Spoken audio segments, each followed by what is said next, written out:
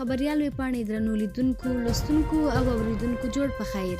زه امینه عزیزی یم او د نن خبر دا دی چې د شفافیت نړیوال سازمان د نړۍ په 180 هیوادونو کې د فساد په اړه خپل کلنی راپور خپور کړی چې له بده مرغه افغانستان د نړۍ په 10 مفسدو هیوادونو کې شمیرل شوی دی. که څه هم افغانستان د شفافیت له مخې له 11 پوینټونو نه اوس 14 ته جګ شوی دی، خو بیا هم په بډو فساد او د ناقانونه پیسو د راکړې ورکړې په قطار کې 10 مقام لري. دا راپور ښیي چې افغانستان د 180 هیوادونو له ډلې 183یم ځای خپل کړی او د شمالي کوریا په پرتله پکې د فساد کچه زیاته ده. البته سومالیا د 9، جنوبي سودان د 12 او سوریه د 14 پوینټونو په درلودلو سره د نړۍ تر ټولو 3 مفسده هیوادونه پیژندل شوي دي.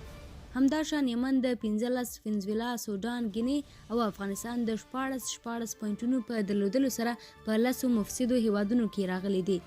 د نړیوال شفافیت سازمان په هیوادونو کې د فساد کچې ته په پاملرنې له 0 نیولې تر 100 پوینټونو هیوادونو ته ورکوي.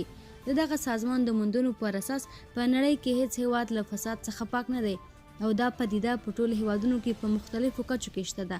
د نړیوال شفافیت د څار سازمان د 2019 کال راپور ښیي چې ډنمارک د 80، نیوزیلند د 80 او فنلنډ د 80 پوینټونو په درلودلو سره د نړۍ تر ټولو پاک هیوادونه دي.